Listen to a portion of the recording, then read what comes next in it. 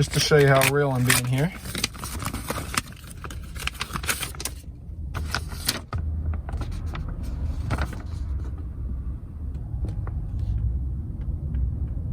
All right, so I just came back from the title company right here. Look what I just picked up today. A check for $4,500 at a wholesale deal. I literally paid $0 in marketing right from Instagram. Let me show you how I actually made $4,500 off of Instagram today, JVing with some awesome partners. Let's get into it. Whoa guys, what's up? Zach in here. I'm actually driving right now to my local title company to pick up a $4,500 check. That is right, $4,500. That is an extremely small amount of money, a small amount of deals, but there's an important lesson with this deal, and this was probably one of the hardest deals I had to work on all year for such a little amount of money, but there's so much lessons I learned from this deal that I really wanted just to share.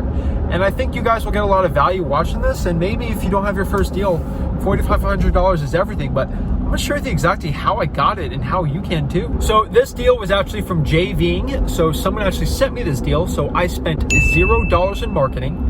Someone actually direct messaged me. They slid in my DMs, as the kids say, and basically said, hey Zach, I see what you're doing out in Port St. Lucie. I actually live in Arizona, and I actually have a deal in Port St. Lucie. I just came across my desk and I can't sell this thing. I physically can't sell it. It's virtual wholesaling. This thing, I just can't sell it. I don't know what to do. And I said, I got you, fam. What's the price on it? And I'll get it sold, because that's what I have. I have a very robust cash buyers list. And he basically told me, hey, Zach, if you could sell this thing for $126,000, that is all I need. That's all I want. Whatever on top of that, you get the rest. And I said, sure, why not? And he basically gave me the skinny on the deal there, and it was a lot rougher than I thought. Get this, the property's worth $140,000, literally on the Zestimate. The Zestimate's $139,700 something. And he said, Zach, can you get sold for $125,000? And I said, oh, that should be pretty easy. Hey, maybe I can make 10 grand. Let's go. You know, from a deal that I spent $0 in marketing. Come on. And I basically, what's going on with the property, everything like that. He said, well, property needs some work, pretty standard, and also it's a rental property. I said, okay. And he said, well, the main issue with the tenants is they're not paying, and they're refusing to pay, and they won't pay. The tenants are actually homeless. And I said, what do you mean the tenants are homeless? He's like, well, an actual charity lets homeless people into properties and they just pay rent, and the charity went out of business, and now the tenants in there are not refusing to pay. The tenants had to pay like $100 a month or something like that, and the charity got the rest. And the charity went defunct over COVID-19, and now the deal is complete mess. And the tenants are trashing the house, and they're refusing to leave. And unfortunately, with the state of Florida, my guy over in Arizona, he said, well, you know, not really a big deal. You just evict them in a week or two, right? And I said, no.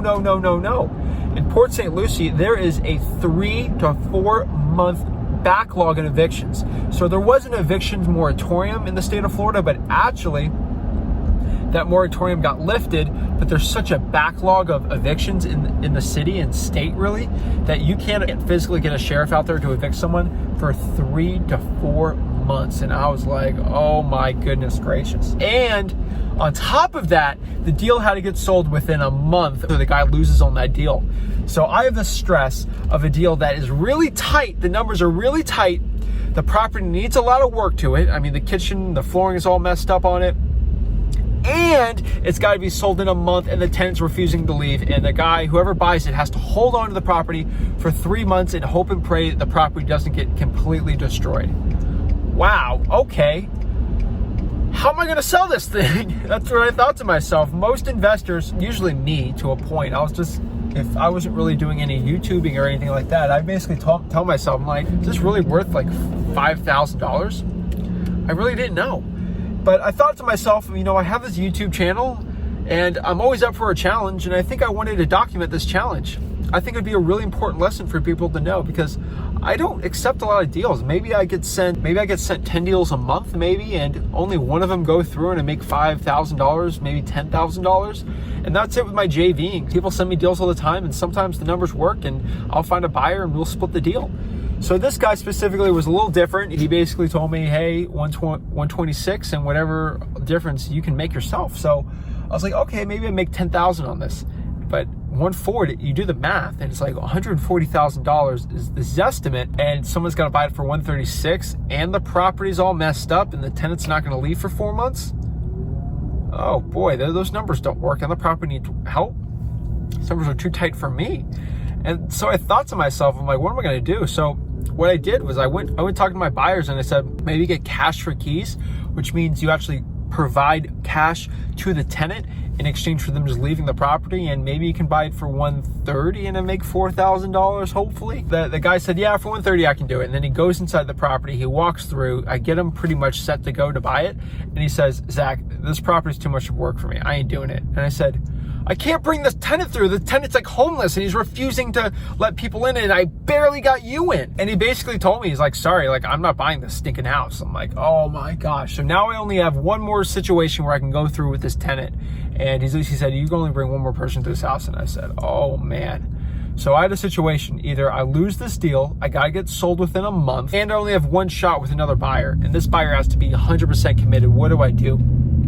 Talk to my other cash buyers, and basically my cash buyers are really looking for rentals and flips, and they're not gonna buy a crazy property like this. So I talked to like 20 cash buyers and they all said no on it. They said they're at 125, and I was like, oh man. I reached out to another real estate wholesaler that Rick has known for 10 years in this city, and he's done very well, and he knows some of the best cash buyers that are like end user buyers, so not kind of like the average cash buyers we do, and they're just looking to like hold them, and some of them were looking to live in them. He's got a crazy amount of good buyers. So I had talked to him because I knew I only had one shot. I gotta JV this JV deal just to get this thing done, because all my cash buyers were out, and I know this guy had cash buyers that pay more than mine. I was at a loss for words on this deal. I was like, oh my gosh, I thought this deal was gonna be over. So I talked to the guy, I bring a JV agreement with him. I said, hey, anything over 126, we'll just split.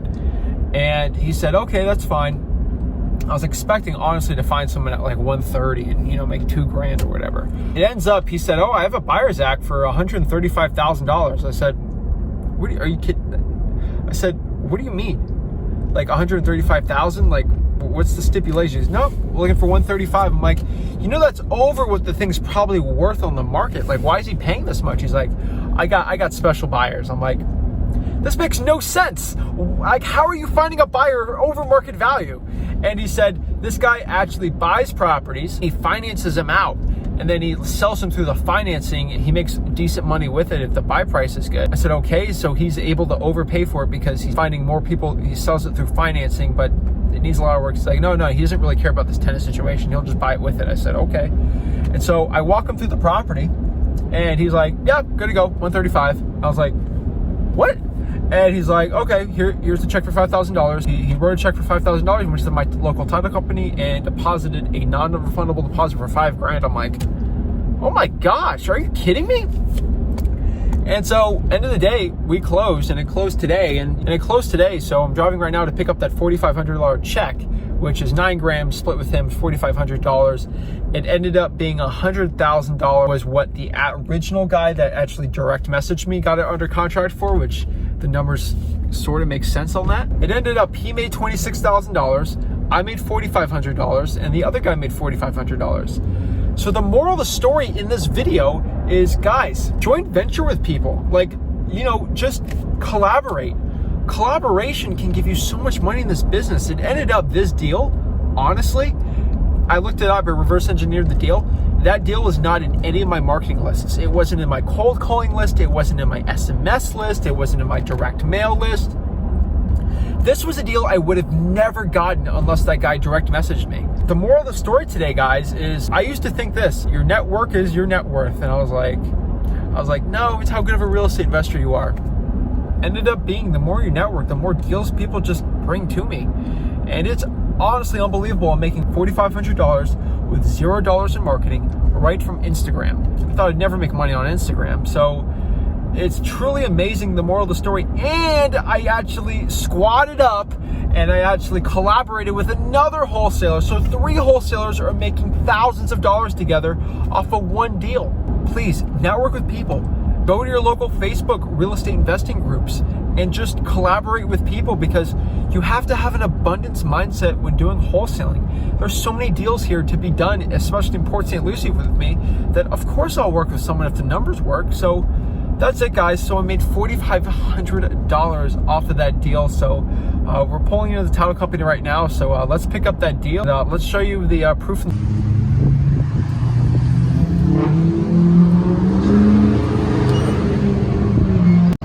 All right, got the check here. Yeah.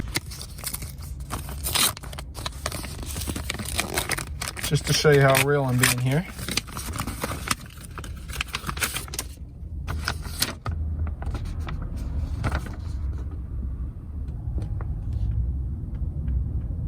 Alrighty, just drove back here, $4,500 in the bank. Pretty happy about that. So yeah, guys, $4,500, $0 in marketing. I have 2 deals locked up with that same guy over here, so we're gonna be just squatting up, keep going from there. So if you guys have a deal in Port St. Lucie, Florida, or any of my virtual markets, always direct message me. Love to work with you, but this isn't really a plug or a promotion of, you know, JVing with me. I'm just telling you right now, JV with some of the YouTubers in your area that you know, or JV with just regular real estate investors. Go on Facebook, get some groups. I'm telling you right now, if you have a deal that you can't sell, try to just joint venture with someone. Yeah, you'll make probably less profit. That guy probably made, you know, $9 grand less profit with me, but hey, he made it work and he still made a lot of money. So that's it, guys. Moral of the story, always JV with people if you need to sell that deal. And, you know, just collaboration, guys. Collaboration and working with others will help you make more money. Thanks, guys. I really appreciate you watching this video. Again, please like and subscribe. All right, guys, that's it. So I'm gonna head home right now and go work on some more deals. Comment below the biggest check you've ever gotten from a JV deal, and I'd love to know what market you're in too. So let me know, guys. Thanks. Have a good one.